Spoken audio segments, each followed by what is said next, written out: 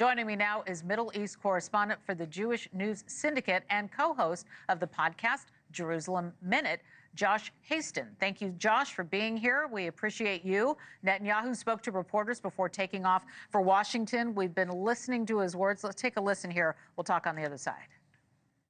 I'm leaving for a very important meeting with President Trump in Washington. The fact that this would be President Trump's first meeting with a foreign leader since his inauguration is telling.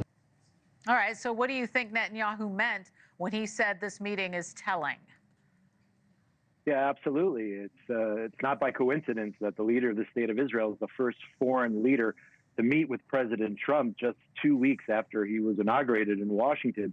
This shows that there is no daylight between the president of the United States and the prime minister of the state of Israel, really between the people of the United States and the people of Israel. This is a total 180-degree turn from what Israel was experiencing under the Biden administration. I believe it was 20 months or so before President Biden met with Prime Minister Netanyahu. We're talking about 2 weeks after President Trump was sworn in, and he's already meeting with Prime Minister Netanyahu. So this just shows the closeness of ties between the two leaders, the closeness of ties between the relationship between the two nations. So I expect a very positive meeting when they, in fact, meet on Tuesday in Washington, D.C. Yeah, it really feels like these two are looking forward to this visit. Netanyahu also said this to reporters before taking off. Let's listen.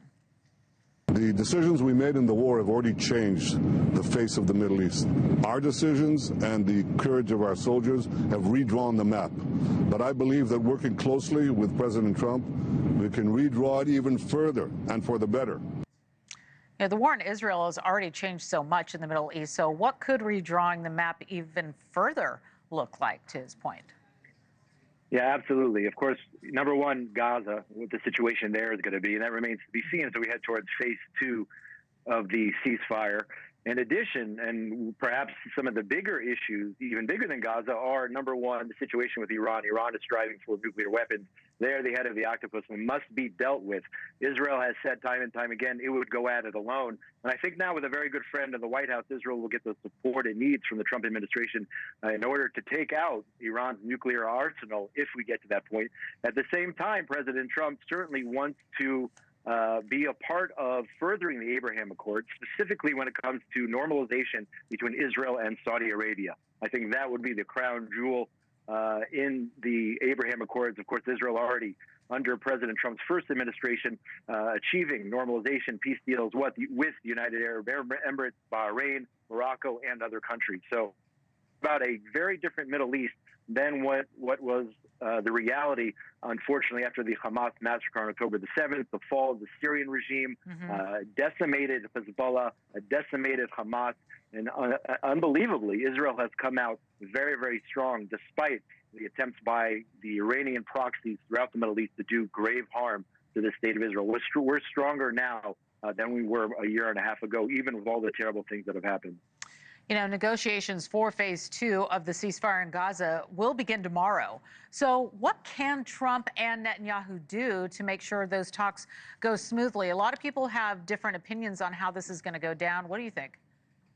Yeah, it's very, very difficult. Number one, of course, we want all of our hostages returned, and that is one of the key goals that Netanyahu set out when he entered into the ceasefire negotiations. As you mentioned before, yes, Israel right now has received 18 out of the first 33 hostages back. There's still another 70-plus hostages in Gaza. At the same time, though, Israel has not achieved a complete victory over Hamas. And Netanyahu mentioned yesterday that Israel intends to fulfill those objectives, destroying Hamas entirely. We saw those horrible images of Hamas taunting the hostages as they were being released. Hamas has been decimated, don't get me wrong, but they still remain a threat to the state of Israel. And that is one of the goals, to make sure Hamas is no longer a threat from Gaza. So I think when Prime Minister Netanyahu and President Trump meet on Tuesday, Netanyahu will stress to Trump that Hamas can no longer remain standing the day after. Hamas can no longer rule Gaza once the war is over. So that is something very, very important to remember here.